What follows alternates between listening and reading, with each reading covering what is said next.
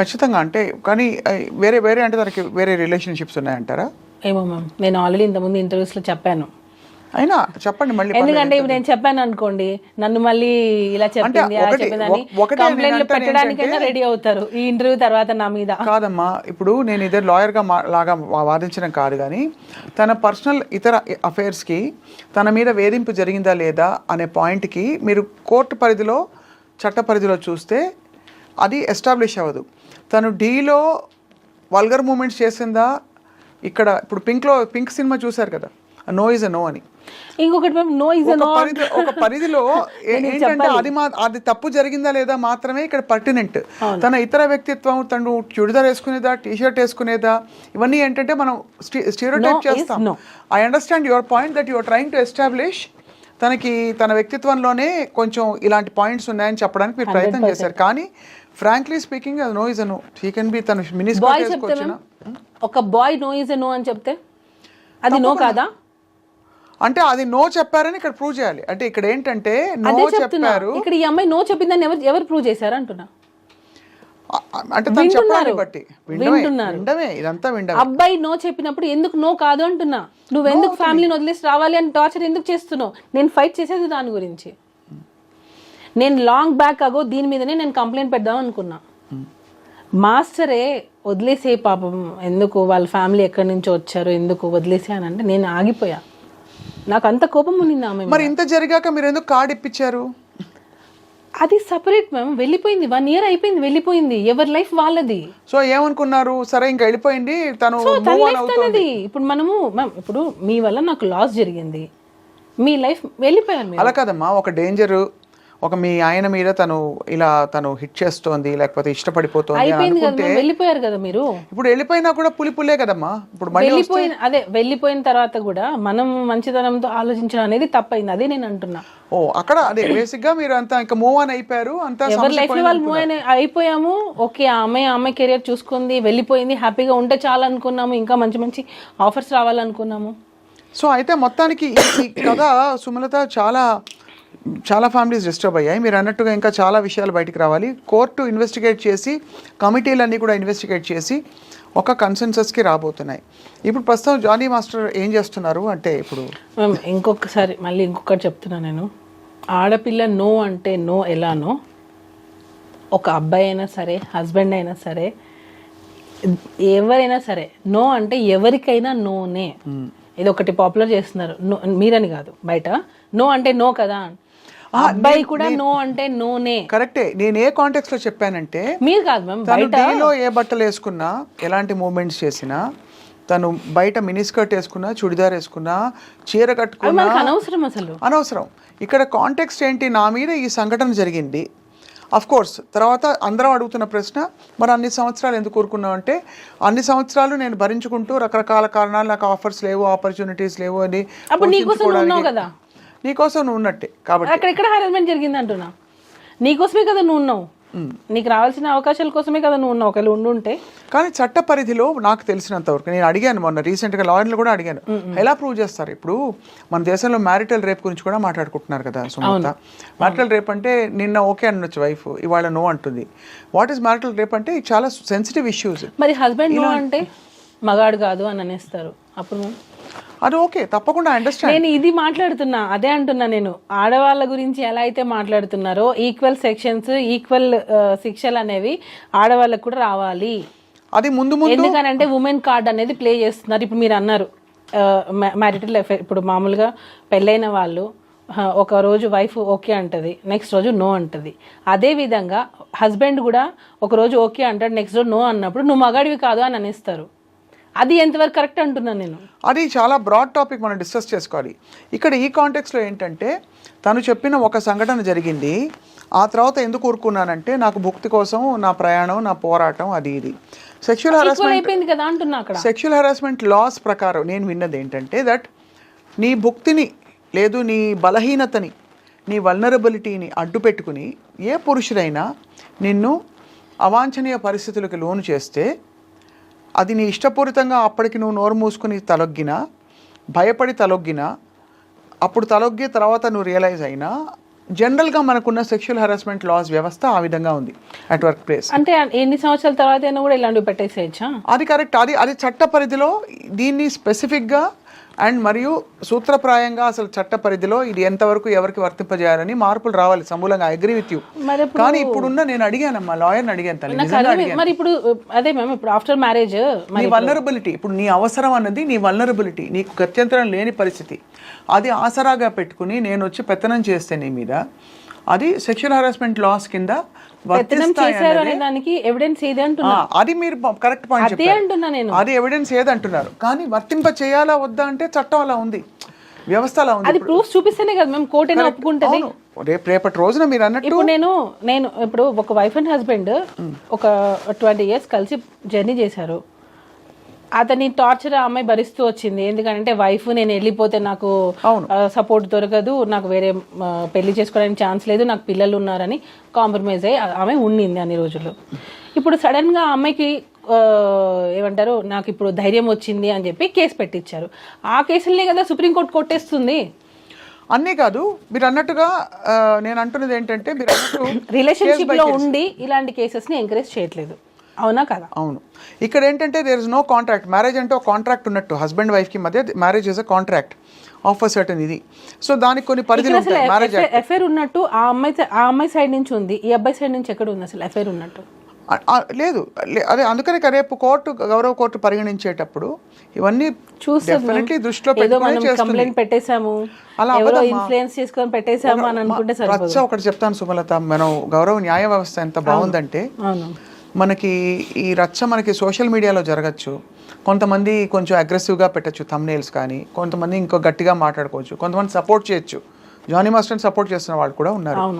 ఇక్కడ ఏంటంటే విషయం, at the end of the day ఇదంతా సమాజం ట్రయల్, సోషల్ మీడియా ట్రయల్.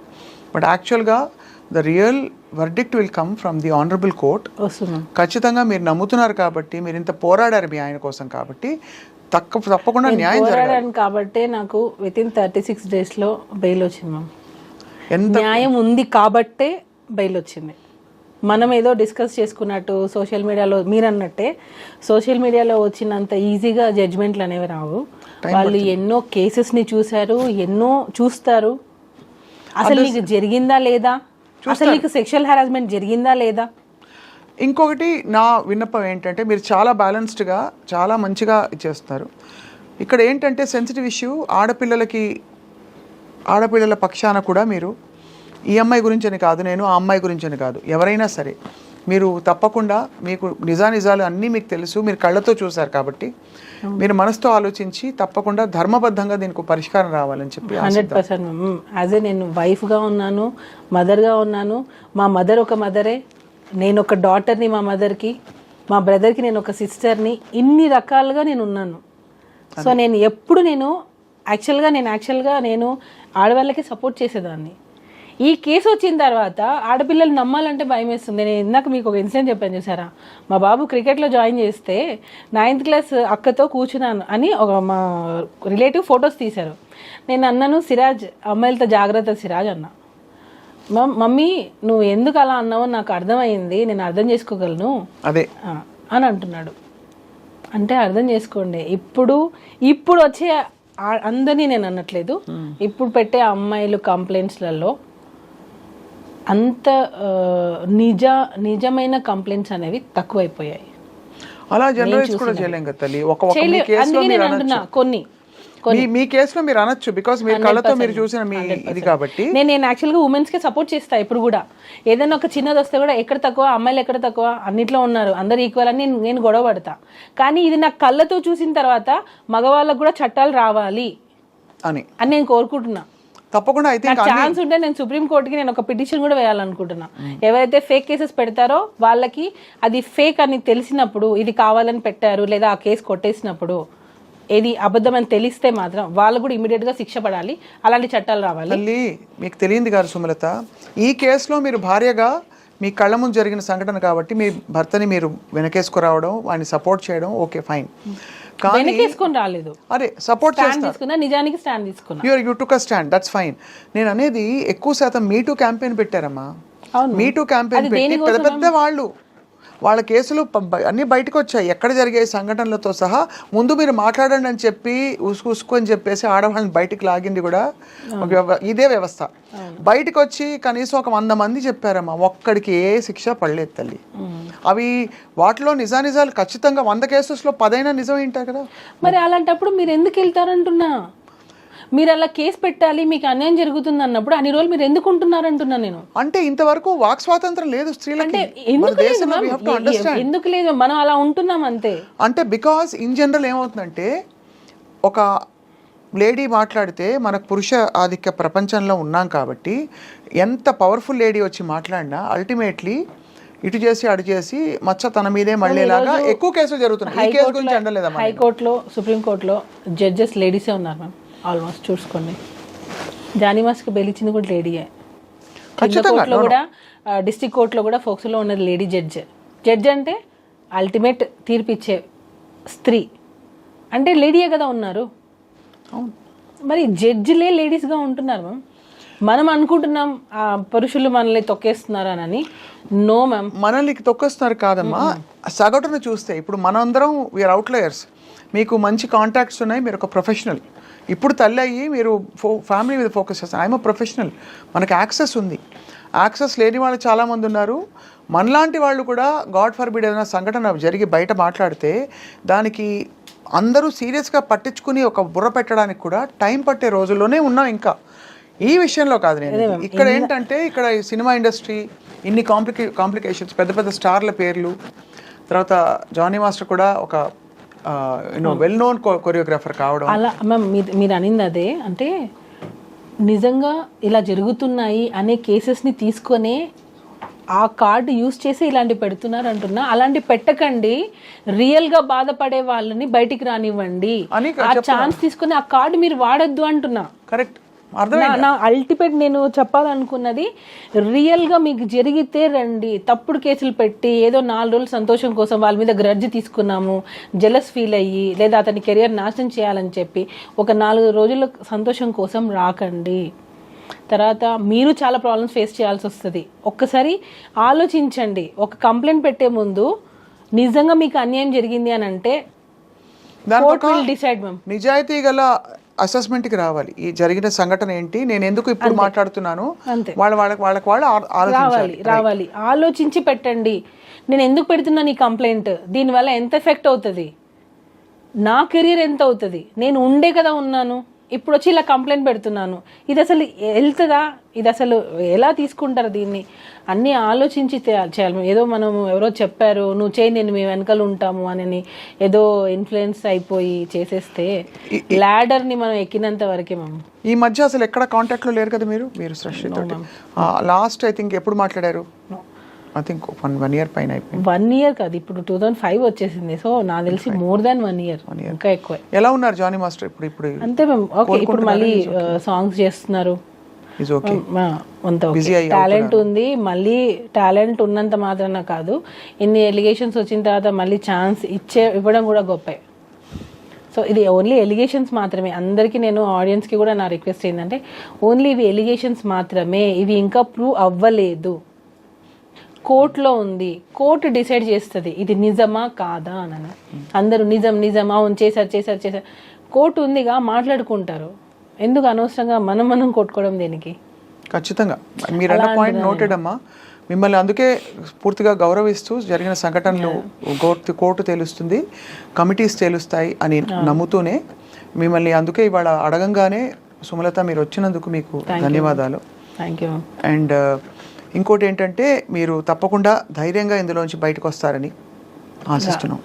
నిజం అనేది ఎప్పటికైనా గెలుస్తుంది, నేను అదే నమ్ముతున్నాను. సో ఎప్పటికైనా అల్టిమేట్గా లేట్ అవ్వచ్చు కొద్ది రోజులు, ఈ మధ్యలో మనం సఫర్ అవ్వచ్చు, కానీ ఎప్పటికైనా సరే అబద్ధం హైలైట్ అవ్వచ్చు కొద్ది రోజులు, సొసైటీలో బాగా పాకిపోతుంది. నిజం అదే ఏదో నేను చూసాను ఒక కమెంట్లో, నిజం ఇంట్లో నుంచి బయటికి వెళ్ళేలోపే అబద్ధం ఊరంతా పాకేస్తుంది. సో ఇది చెడు అనేది మంచి సంపాదించుకోవాలంటే చాలా రోజులు పడుతుంది, కానీ ఇట్లా బ్యాడ్ అవ్వడానికి 1 సెకండ్ చాలు. సో ఇప్పుడు జరిగింది అదే జానీ మాస్టర్కి. నిజంగా యాజ్ ఎ ఉమెన్గా నేను జానీ మాస్టర్ ఏదో వైఫ్గా నేను స్టాండ్ తీసుకోలేదు, యాజ్ ఏ ఉమెన్గా నేను స్టాండ్ తీసుకున్నా. ఎందుకనంటే తన లైఫ్ పెళ్ళైనప్పటి నుంచి ఇప్పటి వరకు తన లైఫ్లో నేను ఉన్నా, ఏం జరుగుతుంది ఏం జరిగింది నేను చూస్తున్నా. హరాస్మెంట్ చేసే మనిషా కాదా అనేది నాకు తెలుసు. నీకు నిజంగా ఏదైనా ఒక అన్యాయం జరుగుంటే దాని మీద మీరు పోరాడండి. దాన్ని వేరే దాని మీదకి డైవర్ట్ చేసి ఫోక్సోలని ఆ చట్టాలని యూజ్ చేసుకొని మిస్యూజ్ చేస్తున్నారు. చట్టాలని మిస్యూజ్ చేస్తున్నారు. ఇచ్చిన ఆ లేడీ ఎవరైతే మన ఉమెన్కి ఇచ్చిన చట్టాలని మిస్యూజ్ చేయకండి. నేను అది హంబుల్ రిక్వెస్ట్. ఇది మిస్యూజ్ చేయకుండా మీకు ఏం న్యాయం కావాలో దాని మీద పోరాడండి. అప్పుడు ఖచ్చితంగా న్యాయం జరుగుతుంది. అది మ్యామ్, అంతే. Thank you ma'am. నేను కూడా మీ ఇంటర్వ్యూస్ చూస్తుంటాను. సో నేను కూడా అందుకే స్వప్న గారు అని అంటే సరే ఓకే వ్యాలిడ్ ఉంటుంది. సో నేను ఏం చెప్పాలనుకున్నాను అనేది కొంచెం బోల్డ్గా డిస్కస్ చేయొచ్చు అని. సో ఇందులో ఏమైనా నేను లీగల్ పరంగా ఏదైనా ఒకవేళ నేను మాట్లాడుంటానే ఏమో నాకు తెలీదు. సో ఏదన్నా ఉంటే అది నేను ఎవరిని హర్ట్ చేయాలని కాదు, నా ఒపీనియన్ నేను చెప్పాలనుకున్నాను. ఎందుకనంటే రియల్గా బాధపడే వాళ్ళని చూసి ఫేక్ కేసెస్ పెట్టకండి, ఫేక్ కంప్లైంట్స్ పెట్టకండి. సో ఇది ఒక్కటే మేము అంతే, ఇంకేం లేదు. నిజం అనేది ఎప్పటికైనా బయటకు వస్తుంది 100%. అవును. అండ్ గౌరవ కోర్టులు న్యాయం చేస్తాయి, న్యాయస్థానాలని పూర్తి నమ్మకం ఉంది కాబట్టి ఖచ్చితంగా ఆడపిల్లలు సురక్షితంగా ఉండాలి. మీరు అన్నట్టుగా ఇటువంటి కేసులు వచ్చినప్పుడు కూడా న్యాయబద్ధంగానే మనకి ఇంకోటి సురక్షితం అంటే గుర్తొచ్చిన కేరళ మన ఇన్సిడెంట్ జరిగింది కదా, చాలా మంది రేప్ చేశారు. చాలా ఒక ఇంటర్వ్యూలో కూడా నేను ఏడ్చాను ఆ ఇన్సిడెంట్కి సంబంధించి. చాలా సఫర్ అయ్యాం మేము. అంటే సఫర్ మీన్స్ మేము చాలా రోజుల వరకు నేను దాని నుంచి బయటకు రాలేదా, ఒక ఆడపిల్లకి ఇంత అన్యాయం జరిగింది అని. మాస్టర్ కూడా ఫిలిం ఛాంబర్లో క్యాండిల్ పట్టుకొని ఒక చిన్న ర్యాలీ చేశారు. దానిలో మాస్టర్ కూడా ఉన్నారు. ఒకవైపు ఒక షేడ్ ఉండి ఇంకొక వైపు క్యాండిల్ పట్టుకొని తిరుగుతున్నారు, ఆ టైప్ కాదు. సో జెన్యున్గా మేము వచ్చి ఆ రోజు షూటింగ్ అయిపోయిన తర్వాత ర్యాలీ మేము పార్టిసిపేట్ చేయాలి అని చెప్పి నేను మాస్టర్ ఇద్దరు వెళ్ళి క్యాండిల్స్ పట్టుకొని ఫిలిం ఛాంబర్ దగ్గర ర్యాలీ చేసాం. ఎక్కడ ఇబ్బంది లేదు కదా ఇప్పుడు ఇండస్ట్రీలో ఎవరు లేదు సూటిపోటు మాట్లాడడం లేదు లేదు లేదు లేదు అలాంటివి లేదు. మీరు you have moved on from there. అంతే. ఏం జరిగినా దేవుడు మన మంచిగా చేస్తాడు అంతే. తప్పకుండా రాముడికే తప్పలేదు కష్టాలు. అల్టిమేట్గా న్యాయం గెలుస్తుంది, విజయం వస్తుంది. మళ్ళీ కలుద్దాం సుమలత. ఐ థింక్ మీరు అన్ని ఇంకా కొంచెం డెవలప్మెంట్స్ వస్తున్న కొద్దీ తప్పకుండా మీరు అనుమతిస్తే జానీ మాస్టర్తో కూడా మాట్లాడతాం మేము ఒక సందర్భంలో. ఇప్పుడు ప్రస్తుతం లేరని చెప్పారు మీరు. అవును, షూటింగ్లో. Thank you so much. Thank you.